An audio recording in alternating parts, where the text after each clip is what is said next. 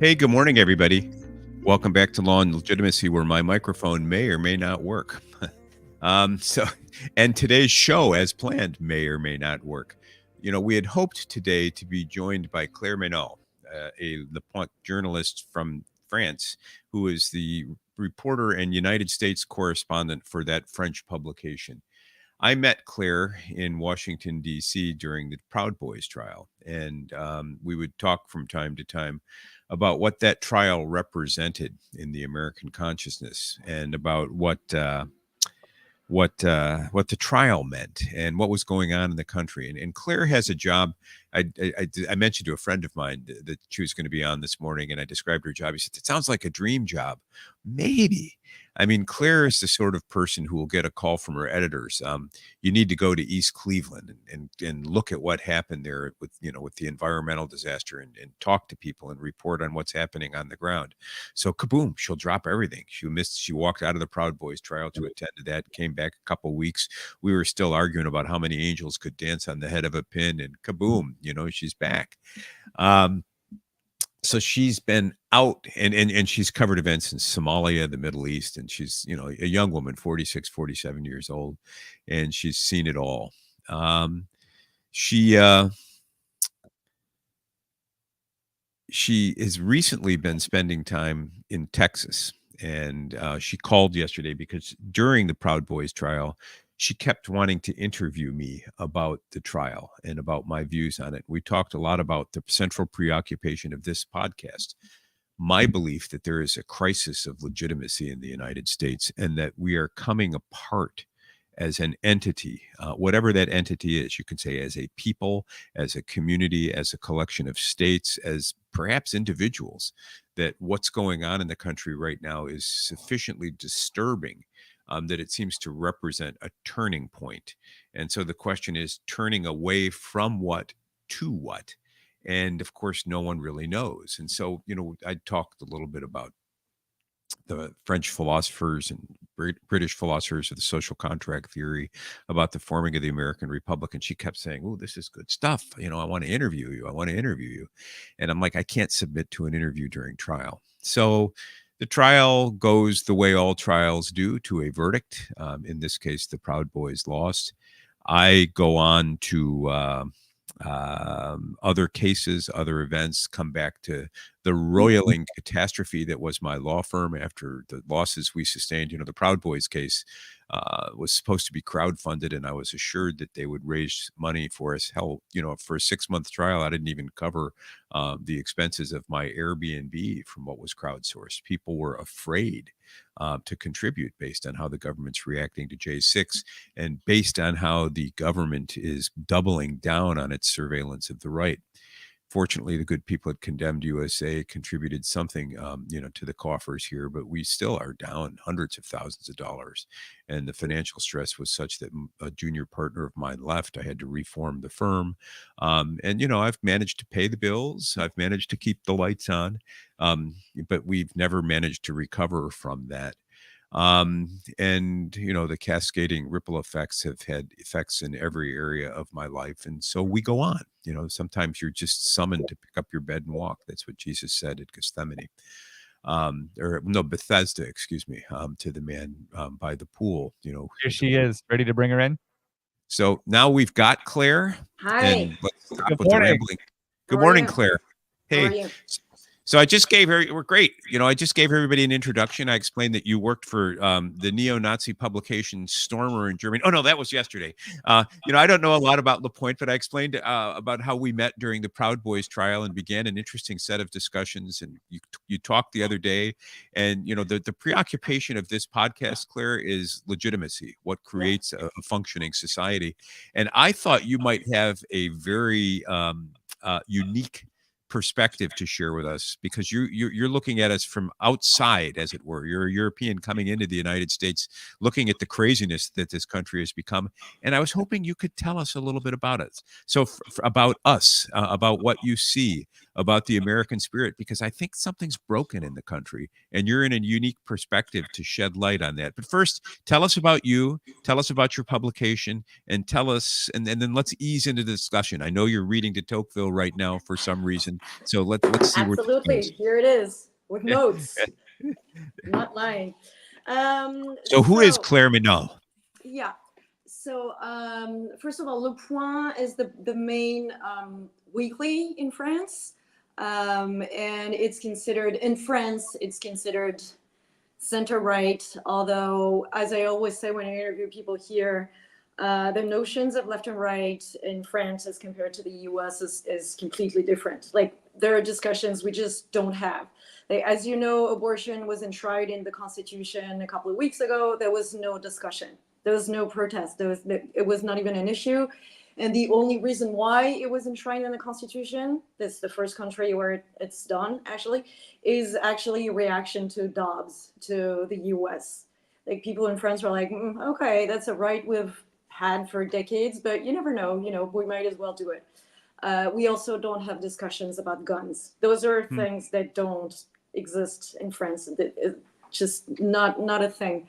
So we wouldn't talk also about the gay marriage in my publication. So it would be something like probably very much in favor of free market. That would be the main thing about LePointe. And then their social views would be somewhat conservative, but it's not going to be like what you would see in the US in a right-wing publication.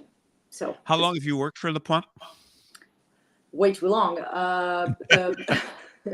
No, I mean, we have such labor laws in France that employees are very well protected. It also means that people stay in the same jobs because the market is not as fluid. I would say almost 20 years, probably. I started And freelancing and then got hired when they realized I was working so much that it was probably cheaper to hire me for less money than what I was making as a freelancer for them. what sorts of story? I mean, I was telling folks before you got on, you were covering the Proud Boys trial, and then all of a sudden you got a call and you're off to East Cleveland. Yeah. You've covered hot spots around the world. What sorts of things have you seen, and what's it like to be you? I mean, you're sitting around one day and then you get a phone call at 5 o'clock. Hey, there was a catastrophe across the Yeah. world. Get there. What's that like, and what personal cost does that have to you? How do you do Well, it that? depends. It depends on how you define personal life. But for years, I was based in Paris, and I was covering a lot of West Africa. I'm actually Africa, but for a French audience, it means West Africa a lot because it's the former colonies. And I was working on issues, on big themes. So for years, I worked on Boko Haram, the insurgency that was targeting Muslims because, contrary to what people think, they operate in northern Nigeria mostly, and in Chad and in Niger, where in northern Nigeria they have Sharia law. So it's not like they can really go after Christians. There are very few of them. They go after Muslims that they consider not extreme enough. So I was working a lot in this area. And then around 2016, there was a huge migration crisis in Europe and in France. And so I started trying to understand and explain why so many people would flee from countries that were not at war. So that meant going to Europe these years. You had a lot of people from Gambia, Nigeria, but I mean, Gambia had like not even 1 million inhabitants, and there were more migrants getting to the shores of Italy than Nigeria, which is absolutely crazy. They had a crazy dictator, Yahya Jammeh, at the time, who pretended he could cure AIDS with a herbal potion. And With an herbal potion, huh? Yeah, yeah, all right. that was super interesting. He also would do things like hide in the bush and then crawl through the grass and then reappear and tell everybody around him, see, I can disappear. And since he would kill anybody who dissented, everybody was like, oh yes, your majesty, that's awesome. So I covered a lot of migration stories, and so I followed their path. So Gambia, Niger, which is still the hub of West African migration. Until Agadez, you can pretty much take a normal bus. From Agadez to Libya, you need to have a smuggler because you need to be on a jeep or something. You need somebody to help you cross. And then Libya, of course, and then Italy, and then a few wars, Central African Republic. A few wars, yeah. I mean, a few insurgencies. It's all in a day's work, you know. Yeah, No, people blown up, blasted to smithereens, killed, villages destroyed, decimated. You know, yeah, it's all in a day's work. Yeah, but I mean, so Central African Republic was a real war. Then you have those things that go on and on and on forever, and you know, no one really cares about it, like in DRC. And so that's Congo Kinshasa, the big one, as opposed to Congo Brazzaville, the small one. That's all in Central Africa.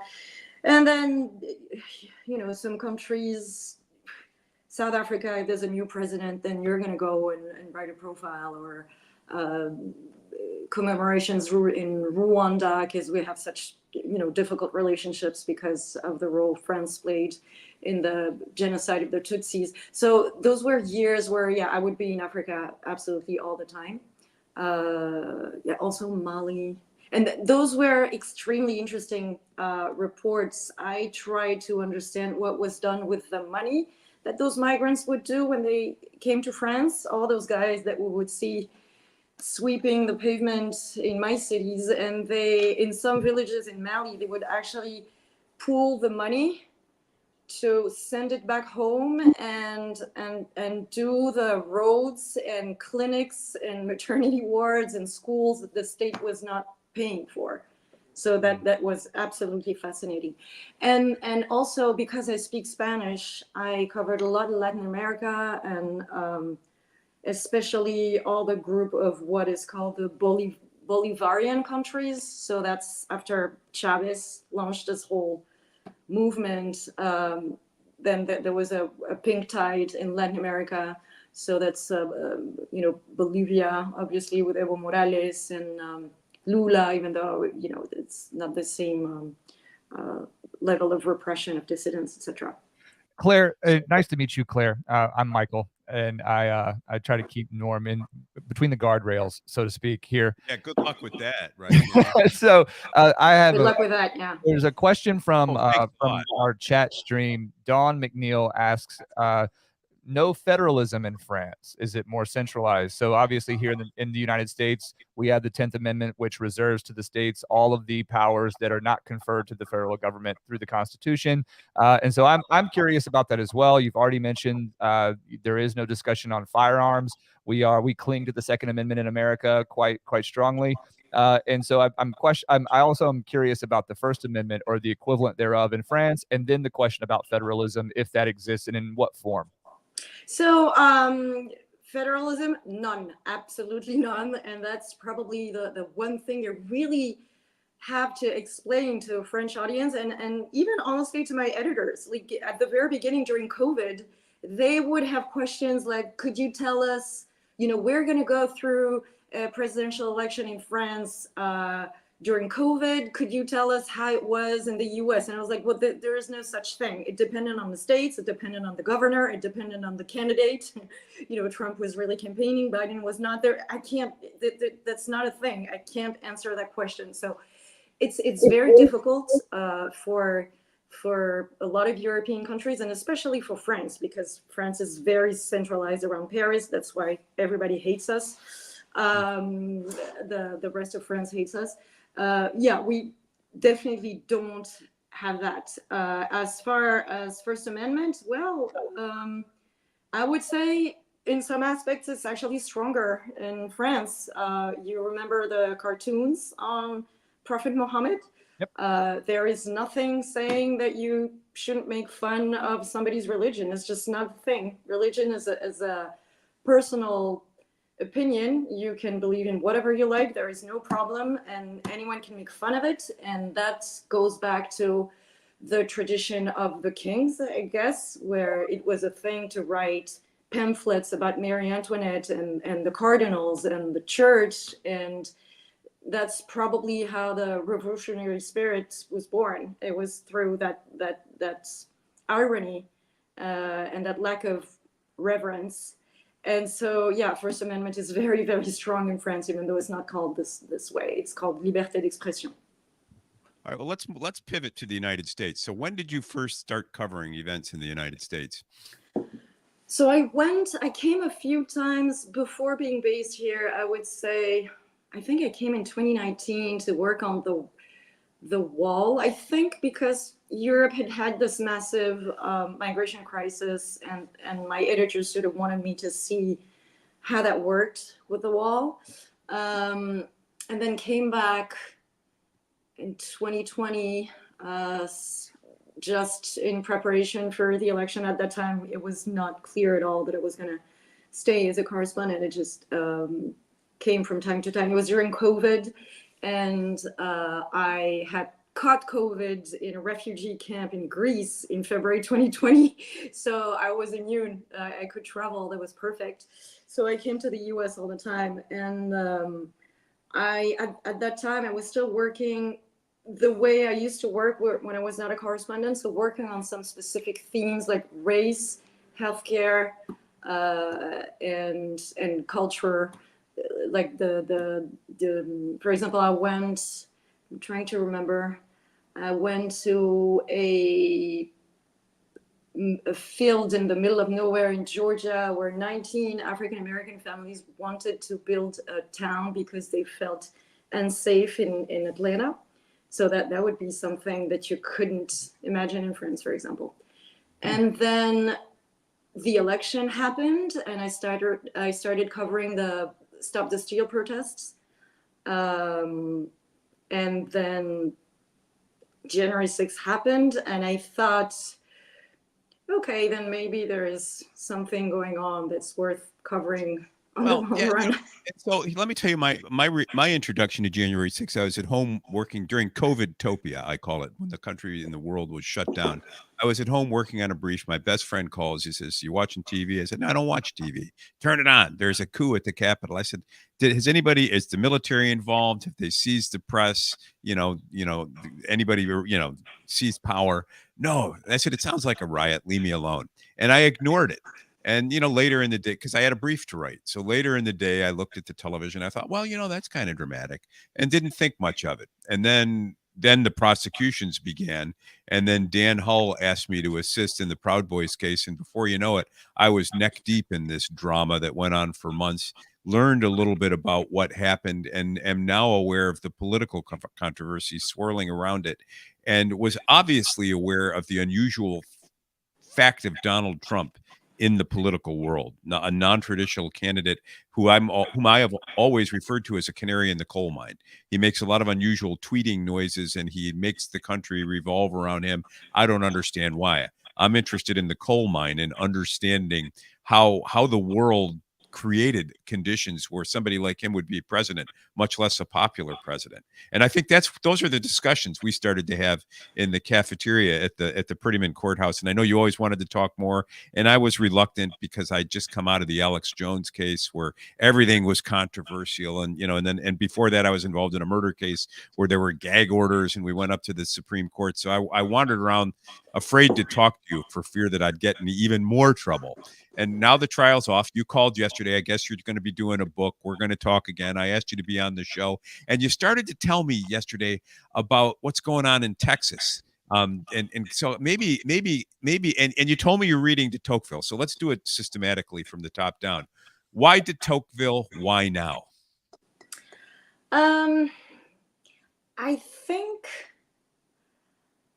I think I want to try to understand what I want to tell my readers, and I think the vision of the US and the rest of the world, but at least what I know from Europe and what I know from France, has been shaped by Hollywood and by HBO a lot.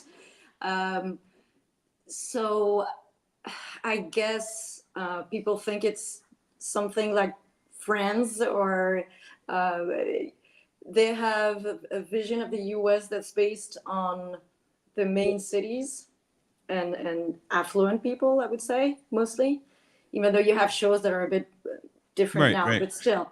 And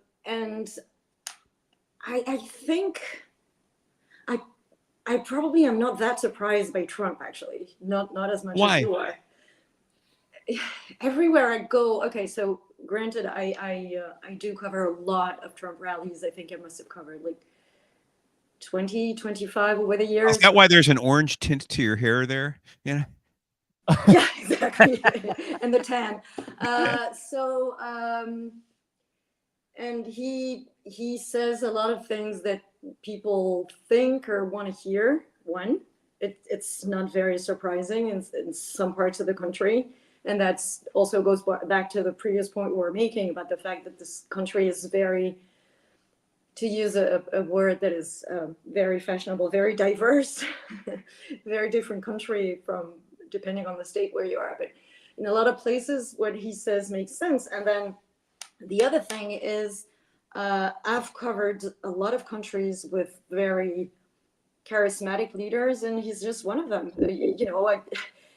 So I don't know if that ever happened to you, but at some point I was traveling so much that I ended up not knowing where I was sometimes. Oh yeah, that does. Every now and then I'll wake up and I'm like, "What city is this?" And I'm like, the orientation of the bed, you know? Yeah, yeah. That's for example, I remember being in a shower someday and looking at the knobs and thinking, okay, C, F, I'm probably in an Anglophone country. No, wait, chaud froid, that must be West Africa. And I was like, no, caliente frío, this is Colombia. I'm at the border with Venezuela. But that's not what I was going to talk about. When I was in El Paso to cover the wall, it was Trump's State of the Union speech, and I was not really paying attention. I forgot where I was, and I was like, "Oh, that reminds me of somebody." And I was like, "Yeah," even though it was not the same language, but I was tired. I was like, "Yeah, that's Maduro," because it sounded exactly the same. So tell us, charisma is a Greek word. It means, gift of God, the breath of God. What makes a politician charismatic? How do you account for charisma? Because, clearly a nutcase can stand on the town green and have plenty of pizzazz in his personality. But he doesn't lead a country. He doesn't become a world leader. What I is don't it that Trump know. draws out of the American people? I mean, Chavez was extremely funny, for example, and also, telling the King of Spain in the middle of an international meeting, talking back to him, that kind of stuff. People like that. Uh, Talking for the poor or pretending to talk for the poor, even though you're enriching yourself, but that doesn't really matter. For Trump, he is funny. Like, he has that thing. He's a somebody who's used to doing TV, so he's good at it. And then when I saw him in Iowa, which was in smaller venues, he talks to people in the audience. He interacts with them. He makes them feel seen. Okay. And there is, you have this whole group of people who follow him everywhere, like they would have been following the Grateful Dead really decades ago. No, but I mean, this business of people being seen, we talk a lot here about people wanting a sense of significance, and I think that's the same thing. Yeah. So what's going on? And so a legitimation crisis might be a place in which people don't feel seen in their own community. I'm struck with Cicero's definition of a commonwealth. It's people not having not just a sense of common interest, but a common conception of right. And so it might be that under the rule of law, let's say, people are seen as equals, and the law reflects somehow a sense of significance for all in the community. And when that shatters, we end up with problems. Talk to us about what's going on in Texas, the Texas succession movement. So it's actually not new at all, the Texit thing. Texit. Okay. Yes. Okay. So the word is crafted. So originally, the first time that kind of word was created was about Greece exiting, Grexit, but that didn't really take. And of course, Brexit did, as you know. So Texit, the word was created after Brexit. And the man who's been working on this for 18 years, Daniel Miller, is really convinced that Texas has such a unique identity and different values, different from Washington's values, mostly, that and it has such a big economy, and that it should succeed. And right now, it's there is a momentum because of the border crisis, because they consider that, you know, that DC, that the federal government is not helping them deal with it, and they would be better off doing it by themselves. So, and it's like they have 621,000 members, something. So it's not nothing out of a huge state like Texas, which has like what, 30 million inhabitants. It's small, but it's not nothing. But and their view, and I want to understand it. They're, you know, how, I mean, you've been down to the border. I've not. What's going on down there? Is it truly the crisis that is it really swamping the border? I mean, populations migrate, they move, they always have. The world is a fluid place. Our geopolitical markers capture reality at some moment. They bend and break depending on the stresses they're under. I mean, what's your take on the border? So the last time I've been to the border was I was covering the convoy in the Hmm, hmm. ranch. You remember that Take Back Our Borders thing, Right. and I went to Governor Greg Abbott's press conference. So, and that's precisely where you don't have that many migrants, because they're going through Arizona more right now, because of what's happening in Shelby Park, I guess, and also because of the talks that Abbott has had, that the government has had with Mexico, saying we want you to enforce the law better. Those people shouldn't be able to cross. The last time I've seen really huge flows of migrants coming in was during the I was covering the midterms in Arizona. I was following Kerry Lake. In Yuma, I must have seen maybe 600 people cross in one night, and Border Patrol was telling me it was just a regular night. And now the thing is, they were even telling me it was a slow night. Thing is, in Yuma, people don't stay. You don't see them in the towns, like not like El Paso, where you will see people camping. They deal with it completely differently from one town to another. Vacuum them out of the town and spew them elsewhere, right? Yeah. Yes, exactly. They just in Yuma, people will go to a center, be processed, and then do whatever they do, depending on nationalities. So here's what I think, what I see going on in the country, and this is why I wanted to have you on when we started talking yesterday. And I will honor the commitment. You can come to New Haven and interview me. I'll run my mouth and tell you what I think I know, and you can make sense of it if you can, as much as our listeners do. But you know, I worry the rhetoric. Sometimes even my rhetoric. I confessed to you yesterday, like I've been publicly identified and am an Islamophobe. I think, you know, nobody's coming to the West from an Islamic country because they're happy where they are. They're coming here and bringing traditions that are challenging to us, and so I end up sometimes sounding like a total redneck. And then I'll get in a cab in some city where I'm traveling, and there's going to be a Muslim cab driver. And by the time I've spent a half an hour with this person hearing his life story, I'm exposed to being a complete and entire hypocrite.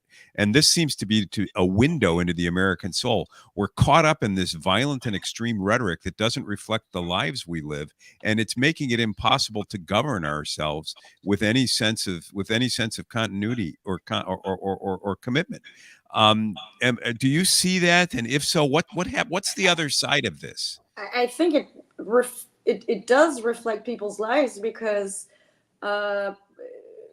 more and more they don't really live together. Like I can see when I speak to American friends who live in DC and haven't been traveling around the country, or just when they comment on my Instagram pictures, they're like, "What?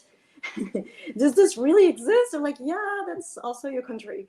So I guess that's exactly what you're saying. The fact of not knowing people who don't vote like you, the fact of not seeing the same news, not reading the same papers, not following the same accounts, creates complete bubbles. And what you're describing, talking to a cab driver, is the beauty of reporting. The beauty of journalism is that what I always say is that what I like about doing this job is when I realized that I was completely wrong that my original assumption when I go somewhere was completely wrong, and that it's much more complicated, or people tell you something, you're just like, oh, I had no idea. Yeah. What's it going to take to break the divisions in the United States? Do you have, I mean, let's pretend it's 2024 and we're bitching and moaning about the results of the election, and maybe things are even more divided. The fact of the matter is, on the Ciceronian compact, we do, those of us living in North America, have common interests. We want the roads to work. We want safe and secure food supply. We want a sustainable environment. We want to have a sense of significance in our community. But we're tearing at one another in such a way that some people suggest civil war. I think failed state. And nobody wants to live in a failed state. So on the other axis of the Ciceronian business, we need to develop a common conception of right. How do we do that? And when we were talking yesterday, and you started talking to me about the Texit rhetoric, I said, I worry that we're going to talk ourselves off the edge of a cliff and not be able to scale it once we've fallen. I mean, where do we go from here? Do you have an intuition? I have absolutely no intuition. What I can say, I saw you guys were showing the Calexit thing also, and one of the scholars I interviewed told me, forget about Texit. If Trump is reelected, what we're going to hear about is Calexit, which is a thing that existed around Trump's first election. I don't know. You guys have to figure it out. What brings you guys together? And I'm sorry, I didn't mean. I just hoped you had some intuitions about that. I want to refront, because I know that we're running out of time here. So, given your experience, as many Trump rallies as you've been to, I'm sure you visited most of the landmass in the country in one form or another. But does it seem as though it's in terms of media's role, journalism's role in reporting on what's going on, do you see any fissures in the business model of journalism as attached to a country as large as America and as diverse as you've put it, in terms of the federalism being sort of that foundation? It seems to me that, in America right now, we are polarized along the lines of media's role and sort of its complicitness overall in what many people feel has been, the emergence of a public health state that is depriving people of individual sovereignty, their ability to make choices, curriculums in schools, what's right and wrong, and the moral compass, freedom of religion and expression and association. They see January 6th as more of a politically motivated prosecution that chills association in other contexts, namely the border and immigration, right? Do you see some sort of fissures or some sort of shortcomings of media or journalism in the modern tech era that can be shored up to help that divide? And if you haven't thought about that, I didn't mean to lay that on you. It just occurred to me as you were describing how diverse your experience is traveling America, that it's even more complicated than it might at first seem, because of the emergence of social media and that instantaneous communication between people. Well, I think the tragedy is probably the weakening of the local news. The news that's going to tell you about exactly what's happening in your town, be it the bridge that collapsed, and of course, once you lose that very strong community bond, somehow just informing about the local stuff, it becomes more difficult. Of course, national news will have a tendency to read things through a specific grid. That's obviously, and then I'm also going to push back on the healthcare thing, because I'm French, and as you know, we have something called universal healthcare, and I actually find it freer. If I'm sick in France, I could go to whatever doctor just because they live in my building or on my streets. We don't have that thing of having to pick somebody who's in your insurance or something like that. So those are also things that the cultural differences that you see. And just to clarify, that term is meant more towards sort of this coercion, federal top-down coercion, to deprive people of their certain liberties based on this safety, not necessarily access to healthcare, not direct access to healthcare, but some sort of justification for things that are not proximately related to health and safety being shoehorned into that bucket to give government carte blanche to enact sort of at an executive level things that they would not otherwise have the support of the constituents to do, right? And and the other side would tell you, well, women have just lost a fundamental right to their own bodies. That's what they would answer you on the other side. So I guess it's open for discussion. Well, Claire, we didn't solve the secret sauce of what it is that it is to be an American, and I was hoping that a European would sweep on from on high and say, "Look, That's people." why I'm reading Tocqueville, as you know. But I know you Maybe know. it's time for me to read it too. So I'd like to talk to you again sometime. Come on down to New Haven. The door is always open here. Interview me. See what you see. Let me read your work. What else I believe that we need a critical perspective on ourselves. What else can we be reading? LePointe is obviously published in French. Not many of our readers or listeners will be able to read French. But where can we go for an outsider's perspective on what ails us? What would you recommend that we try to read? I mean, I always think the British media sometimes is interesting. Mm-hmm. Like, I like The Economist. I mean, I think that it's very well informed And well written, right? Yeah. and well written. Browsers now have a translate feature too, so these are all upon. No, I don't know how you did this, but I'm it's great to see this, but I don't know how you came up with this. How did you do this? Is this Google? Yeah, Translate, most browsers have a translate feature. Oh yeah, okay. Let's end on a personal note. Let's end on a personal note, Claire. I use this when I was reporting on Sweden on their COVID policies in Denmark, because those are really languages that I don't read, and sometimes there's just like, what was the initial sentence? So I hope I don't sound too illiterate through the Google Translate. So you wake up some days wondering what continent you're on and look at the shower fixtures to help you determine that. How do you keep your sense of self in this world? Where do you go to be grounded and to say this is home? To Paris and to the Alps, to the mountains. Yeah, I'm a skier, and I'm even a skinner. So I ski uphill with sealskins. Okay, all right. Yeah, and I eat cheese and I drink a lot of wine too. That helps. Well, you must be. One would never know it, having seen you. So Claire, Meynial, thank you so much for spending some time. Thank you, guys. We look forward to talking to you again, and give me a call. I'll see you in New Haven sometime. All right. Bye. Thank you, guys. All right. Bye. Mike, how do people find us? You can find us every weekday morning, 8 a.m. here on YouTube, on Rumble, and on X at LawPod Daily. You can also find our streams uploaded in audio-only format to wherever you find podcasts: Apple Podcasts, Spotify, Google Play, Overcast, wherever you find premium podcasts. Norm, I think that was good, and I am even more hungry now for a longer conversation with someone like Claire, maybe even having Claire back. I do think that de Tocqueville. No, we will. I mean, she was an episode. I mean, the problem with the Proud Boys trial is it was covered by the world's press. So, you walk out the building and 5 people are glomming on you asking for an interview. Claire was persistent. And we had lunch together a few times and talked about the legitimacy crisis. And it was clear that she was thoughtful and had a lot to say. She called yesterday to call in the chit on the interview I promised her. And I said, fine, but you got to give one. And so we'll talk more to her. We'll bring her back on. Because there's something happening here, and what it is isn't exactly clear. And at Law and Legitimacy, we intend to find out. Those of you who are interested in comedy, I have started to try to post daily a minute's comedic material on TikTok because I'm told that's something you need to do as an aspiring comic. So, I can't remember my handle on that. We'll post it tomorrow, but take a look at TikTok and let's get rolling.